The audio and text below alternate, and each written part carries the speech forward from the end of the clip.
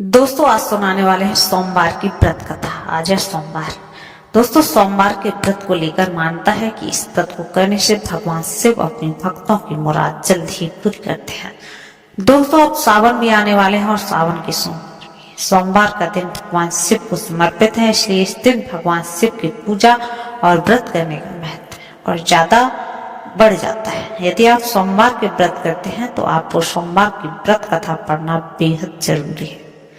तो चलिए जानते हैं सोमवार की आज व्रत कथा। दोस्तों एक बार किसी नगर में एक साहूकार था। उसके घर पर धन की कोई कमी नहीं थी, लेकिन कोई संतान न होने की वजह से वह बड़ा दुखी रहता था। संतान प्राप्ति के लिए वह हर सोमवार को व्रत रखता था और पूरी श्रद्धा के साथ शिव मंदिर जाकर भगवान शिव और माता पार्वती की पूजा करता था। उसकी भक्ति देखकर एक दिन मां पार्वती प्रसन्न होकर भगवान शिव से साहूकार को मनोकामना पूर्ण करने का निवेदन किया। पार्वती जी के आग्रह पर भगवान शिव ने कहा कि हे पार्वती, इस संसार में हर प्राणी को अपने कर्मों का फल मिलता है। जिसके भाग में जो है उसे भोगना ही पड़ता है। लेकिन पार्वती जी ने साहूकार की भक्ति देखकर उसकी मनोकामना पूर्ण करने की इच्छा व्यक्त की। माता पार्वती के आग्रह पर शिव जी ने साहूकार की पुत्र प्राप्ति का वरदान तो दे दिया, लेकिन उन्होंने बताया कि यह बालक सिर्फ 12 वर्ष तक ही जीवित रहेगा। माता पार्वती और भगवान शिव बातचीत को साहूकार सुन रहा था, इसलिए उसने इस बात की खुशी ना और ना ही दुख मनाया। वह पहले की भांति शिव जी की पूजा करता रहा।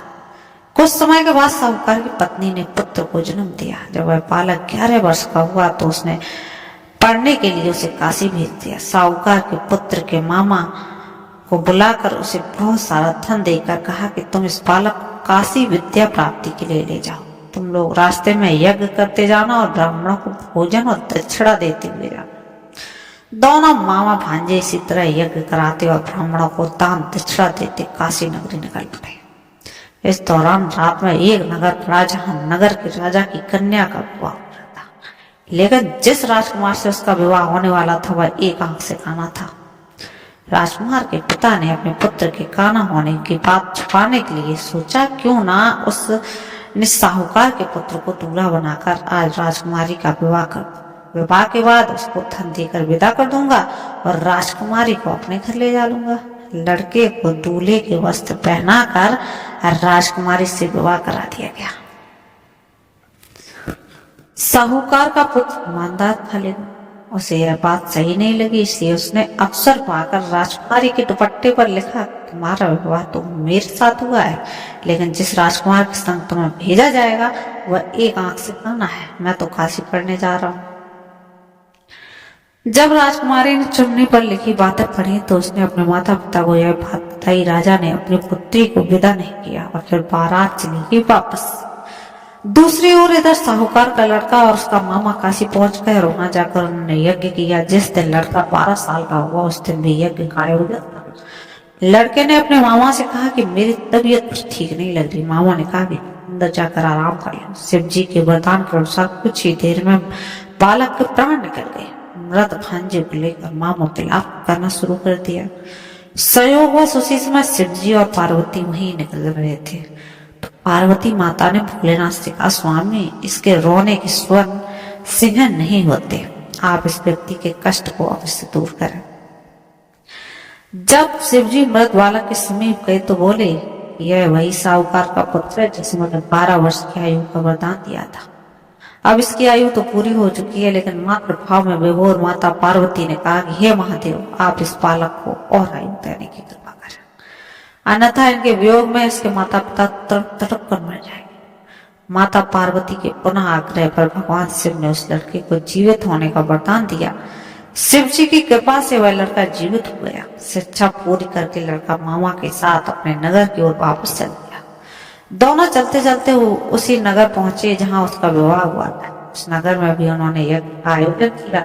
उस लड़के के ससुर ने उसे पहचान लिया और महल में ले जाकर उसकी खातिरदारी की और अपनी पुत्री की विदा कर दी। इधर साहूकार और पत्नी प्यास रहकर बेटे की प्रतीक्षा कर रहे थे। उन्होंने प्रण कर रखा था कि यदि उनका बेटे नहीं आया और उसकी मृत्यु का समाचार मिला तो वह भी प्राण त्याग देंगे, परंतु अपने बेटे के जीवित होकर होने का जो समाचार था उन्हें पाकर वो बेहद ही प्रसन्न हुए। उसी रात भगवान शिव ने साहूकार के स्वप्न में आकर कहा, हे श्रेष्ठी, मैंने तेरे सोमवार की व्रत करने और व्रत कथा सुनने से प्रसन्न होकर तेरे पुत्र को लंबी आयु का प्रदान किया है। इसी प्रकार जो कोई सोमवार का व्रत करता है और कथा सुनता है या पढ़ता है, उसके सब दुख दूर होते हैं और सभी मनोकामनाएं पूर्ण होती हैं।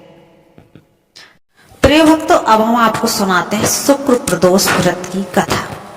एक नगर में 3 मित्र रहते थे, राजकुमार, ब्राह्मण कुमार और तीसरा धनिक पुत्र। राजकुमार और ब्राह्मण कुमार विवाहित थे। धनिक पुत्र का भी विवाह हो गया था, लेकिन गौना शेष था। एक दिन तीनों मित्र स्त्रियों की चर्चा कर रहे थे। ब्राह्मण कुमार ने स्त्रियों की प्रशंसा करते हुए कहा, नारीहीन घर भूतों का डेरा होता है। धनिक पुत्र ने यह सुना तो तुरंत ही अपनी पत्नी को लाने का निश्चय कर लिया। तब धनिक पुत्र के माता पिता ने समझाया कि अभी शुक्र देवता डूबे हुए हैं, ऐसे में बहु बेगमों को उनके घर से विदा करवा लाना शुभ नहीं माना जाता है। लेकिन धनिक पुत्र ने एक नहीं सुनी और ससुराल जा पहुंचा। दोस्तों, ससुराल में भी उसे मनाने की कोशिश की गई, लेकिन वह जिद पर अड़ा रहा और कन्या के माता पिता को उसकी विदाई करनी पड़ी। विदाई के बाद पति पत्नी शहर से निकले ही थे कि बैलगाड़ी का पहिया निकल गया और बैल की टांग टूट गई। दोनों को चोट लगी, लेकिन फिर भी वो चलते रहे। कुछ दूर जाने पर उनका पाला डाकुओं से पड़ा, जो उनका धन लूट कर ले गए। दोनों घर पहुंचे। वहां धनिक पुत्र को सांप ने डस लिया। उनके पिता ने वैद्य को बुलाया तो वैद्य ने बताया कि वो 3 दिन में मर जाएगा। जब ब्राह्मण कुमार को यह खबर मिली तो वो धनिक पुत्र के घर पहुंचे और उनके माता पिता को शुक्र प्रदोष व्रत की सलाह दी और कहा कि इसे पत्नी सहित वापस ससुराल भेज दें। धनिक ने ब्राह्मण कुमार की बात मानी और ससुराल पहुंच गया, जहां उसकी हालत ठीक हो गई। यानी शुक्र प्रदोष महात्म्य से सभी घोर कष्ट दूर हो गए। इस दिन कथा सुने अथवा सुनाए और कथा समाप्ति के बाद हवन सामग्री मिलाकर 11, 21 या 108 बार ओम ह्रीं क्लीं नमः शिवाय स्वाहा मंत्र का आहुति दें और उसके बाद शिव जी की आरती तथा प्रसाद वितरित करें। इसके बाद पूजन करें।